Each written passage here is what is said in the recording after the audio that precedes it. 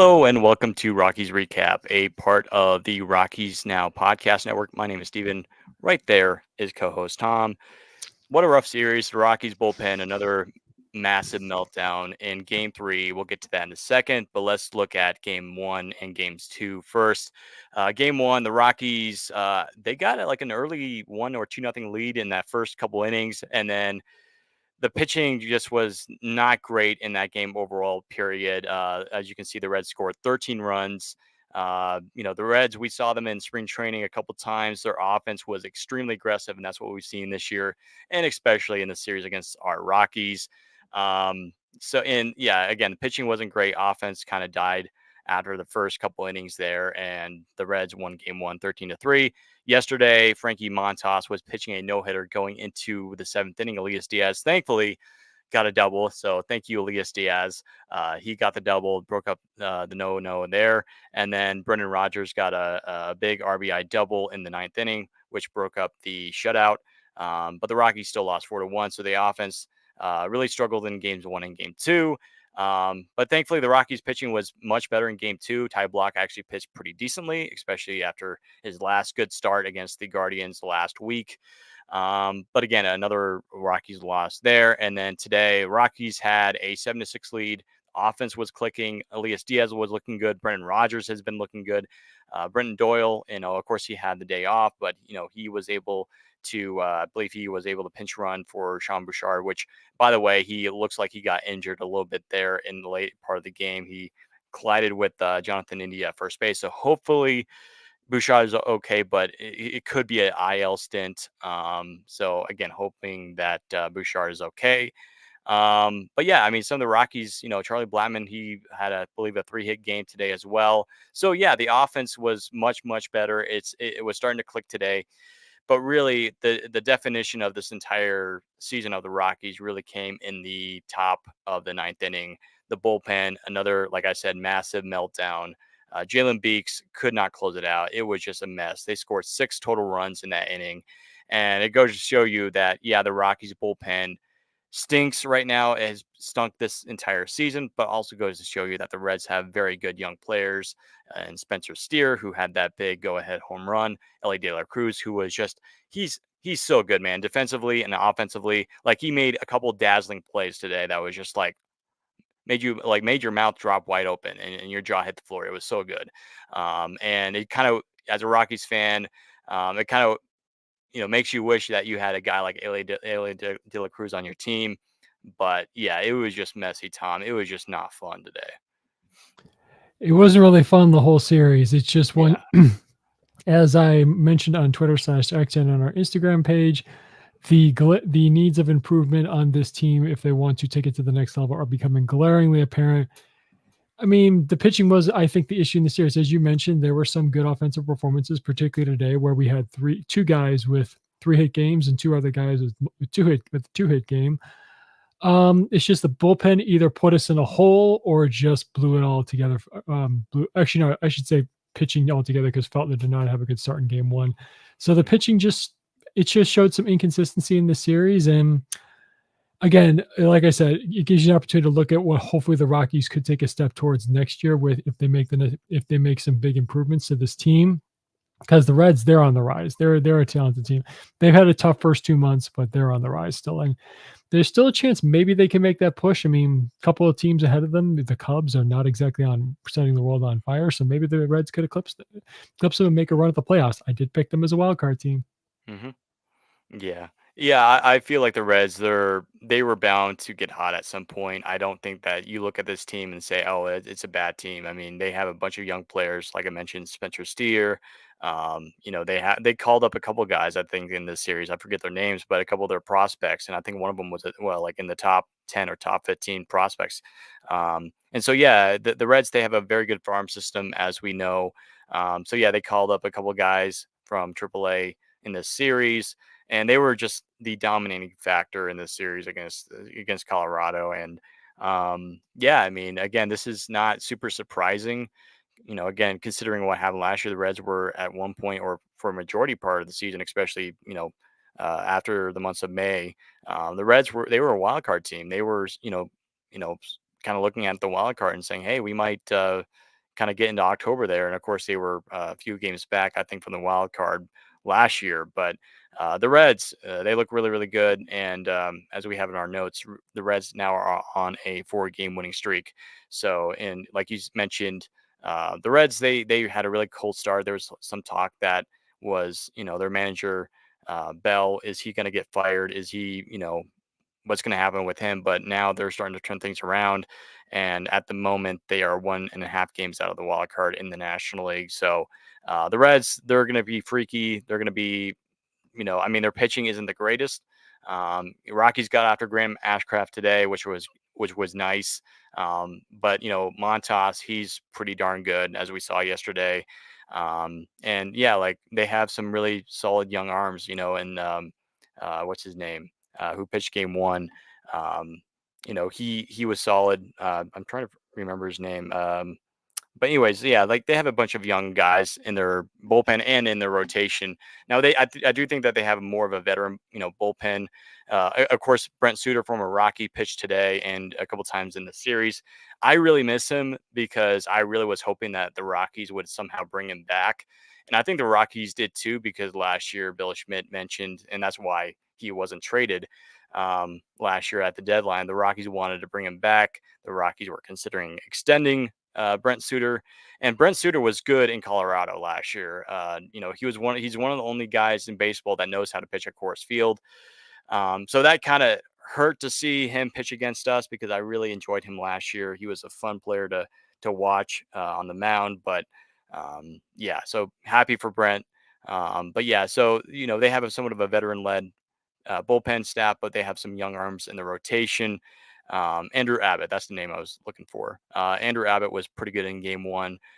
So yeah, again, a bunch of young guys for this Reds team, and that's kind of the direction the Rockies should be going toward. And again, I talked to Tom. We were talking about this before we started tonight about Battle Territory. They were live tonight or sometime today talking about Ryan McMahon trade possibilities, and we both disagree that the Rockies, because Ken Rosenthal thinks, or he kind of puts it out there, that he thinks the Rockies should trade Ryan McMahon and just like sell everybody on the roster. And both Tom and I kind of disagree with that, because you can't just go all young.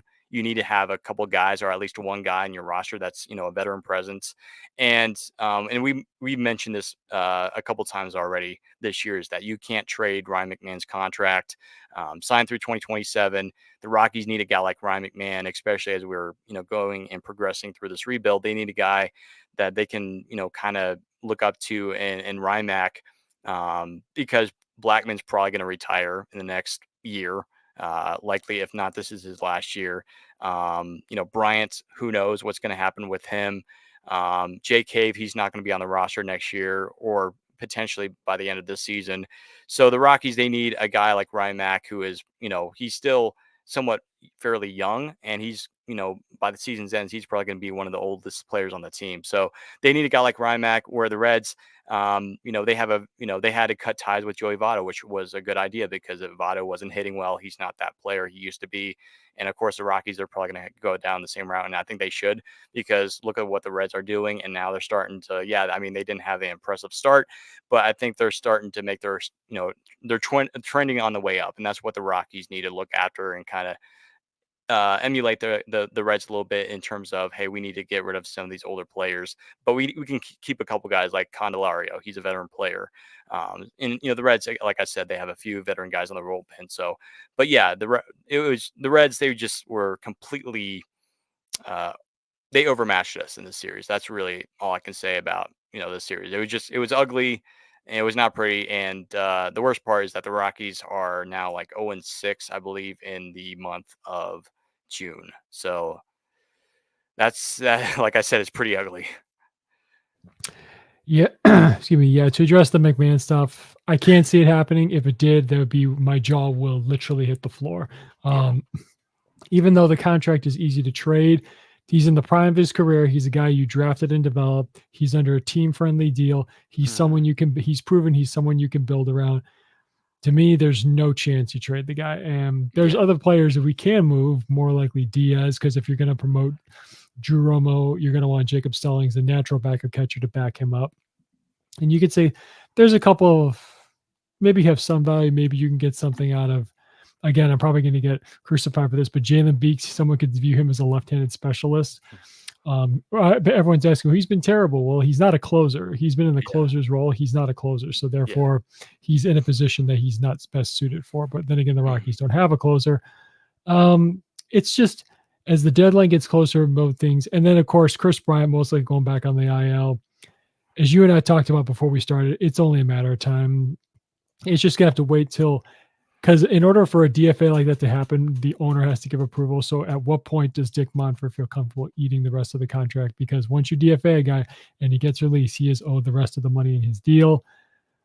Well, let's just play this out and somewhat try and just live with it for as long as we can. And maybe we'll get lucky 1 year and he'll have a magical resurgence. Who knows? Who Yeah. knows? But I don't have a magic crystal ball, Yeah. so we'll have to wait and see how that Yeah. works out. It's out. But yeah, the Reds, they're a team on the rise. They're talented. They're young. They're actually not. They're not very young, as you point out. They do have a good mix of veterans. Mhm. They're just a team on the rise, and you could definitely see them in a division that is right now controlled by the Brewers. But second place is up for grabs. I don't think the Cubs really are going to have a strong hold on that for much longer. Mhm. Yeah. Just like we were looking at the Rockies roster, like, there's going to come a guy. I mean, we'll see what happens in the draft, but let's just say they get Jack Caglione. He's a first baseman slash left-handed pitcher, and I Mhm. think we all know, or most of us know, that most likely the Rockies are going to turn Caglione to a pitcher. Because that's what they did with Zach Ignos. He was an infielder, turned him into a pitcher, and he's actually been kind of good in that role. Mhm. And the Rockies are kind of good at that. They look at different guys in different roles. However, Caglione, the only question I have on him is he's more known as a hitter more than a pitcher because his pitching, he's not terrible, but I think his ERA is in the four something like Mhm. that. And if you want to get a pitcher, a straight up pitcher, I would actually go toward again. We'll talk about this as we get closer to the draft because the draft is almost a month away. I would look at getting a guy like Hagen Smith or Chase Burns, who absolutely have done well this year in their the last collegiate season. Uh, Look at one of those guys. If you want a hitter, go get Chad Caglione. If they want a first baseman, get him. And the Rockies could. They very well could do that. And if that's the case, then I think the writing could be on the wall. Again, Bryant still has a few years left on his contract, at least. And but if they get a first baseman, maybe that's just a writing on the wall that hey, we might be looking if Caglione moves up through the system extremely quickly in the next year or two. This guy will be our future first baseman. They might as well just get ready to get rid of Chris Bryant or release him or whatever, and then have Montero be the starting first baseman. Because, like I said, whether it's Caglione or somebody in the minor leagues right now, if there's a first baseman that's doing extremely well and he's proving himself to be solid, then I think Bryant unfortunately will have to be shown the door. And I don't think it's going to be Toglia again. It could be, but I don't think it's going to be Toglia. And this is a conversation for a different time because we got to wrap this thing up. But I hate saying this, but a part of me says that Bouchard, Montero, Toglia, they're also going to eventually going to have to walk through that door of exiting the team. Um, and I'm not going to say and be mean saying that they're, triple or quadruple A players. It's just those guys, they haven't figured it out. And I mean, Bouchard is sitting right around 200 and he's just not figured it out. And again, unfortunate what happened today. Hopefully he feels, he does better and he heals quickly. But I don't think they're part of the future. Same thing with Alan Trejo. They're not a long term part of the future because you look at some of the other guys in the minor leagues like Cole Carrig and Ryan Ritter. Those guys are. If I had to compare those guys to the guys that we have now, I'd definitely take those guys rather than the guys that we have now, just based off performance level and the talent that they have. Um, and again, this is not a knock on some of these younger guys or the guys that we have now in the lineup or on the bench, but it's just like the Rockies, they're gonna have to move on from some of these players that are on the bench, including Chris Bryant, who just can't stay healthy. But again, we're rooting for him. We're rooting that he can somehow find the fountain of youth, get his body healed or something like that. Stop laying on hard beds or ruining your back. or something. Like, just stop getting injured, And if you look at the replay, the catch he made in LA, it was a nasty tumble. Like, he ran straight into the netting, into the sidewall there. It looked kind of nasty, but initially it didn't look too serious. But again, it's sore. He's going to be on the IL. But yeah, like, the Rockies are going to have to make some tough decisions over the next several months, if not over the next, going into the offseason of next year. So it's going to be tough. But yeah, a lot of eyes are going to be on Chris Bryant. What are we going to do with him? What are we going to do with, Brendan Rodgers? And like, I was thinking about this last night. I don't think we're going to be trading Rodgers this year, simply because Amador is just not. Well, first of all, he's still in Double A, but I don't think Amador is quite ready yet. I think he's starting to prove himself. He's starting to come around, which is great, but you just don't want to say, okay, we're calling him up now. You don't want to rush his development. I feel like he's still, because AAA is still important. And it's not like, oh, AAA is just like that waiting level. No, it's still, you're still developing in AAA. It's kind of like Drew Romo. So Rogers, he's staying for at least the end of this year. Maybe he'll be gone by next year. We'll see. But again, a lot of roster decisions coming up for the Rockies as we roll through the season and get ready for the trade deadline. Looking forward to our next series. By the way, our next series recap will be, I believe, on I got my days on Sunday afternoon or Sunday evening, depending on what happens and what time the game ends. I will not be there for that recap. The area I'll be at will have pretty bad internet. Most likely will not be able to make it on here. So Tom's got you covered on Sunday evening. But the Rockies, they will be in St. Louis taking on Nolan Arenado and the St. Louis Cardinals. The Cardinals battling right around 500 this year. But game one, which will be tomorrow evening, Cal Quantrill will be on the mound for the Rockies, who has been good, 4-4 with 3.84 ERA, going up against Sonny Gray of the Cardinals, who is 7-3 with a 3 ERA with 77 strikeouts. So good game tomorrow. Two good pitchers in the National League. I guess, as we wrap this thing up, I mean, maybe consider Quantrill or Gomber being all-star, guys looking at, because there's always that possibility. A guy, like I mentioned a couple weeks ago, there's always that possibility of a pitcher saying, you know what, I need to stay healthy. Like, I remember a couple years ago, Max Scherzer sat out of the All-Star game and he had somebody else take his place. I think it was Max or it was somebody like that.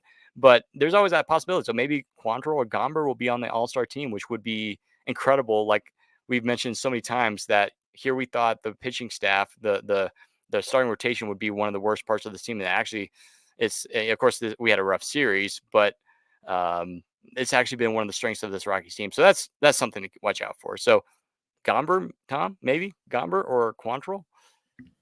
Absolutely, why not? Yeah. We don't get to vote for pitchers, but they definitely are in the running for sure. They're in that Yeah. mix of either, probably not the top tier, ones that'll for sure get the nod, but they're in contention. hmm Yeah. So that's something to watch as well. And by the way, voting has opened up. And so if you haven't voted already, go to the Rockies website or just go to MLB.com, vote there. You can vote up, I believe, up to 5 times a day. So make sure you vote for Ryan McMahon, all the Rockies players, or at least players you think that should be all-stars. Tovar might be on your list. He's definitely on mine. I voted for him today. I actually voted for Diaz as well, because I think Diaz would be awesome in the All-Star game again. Not to mention, last year won the All-Star game MVP. I think his cases of going back to the All-Star game are actually pretty high. So watch out for that.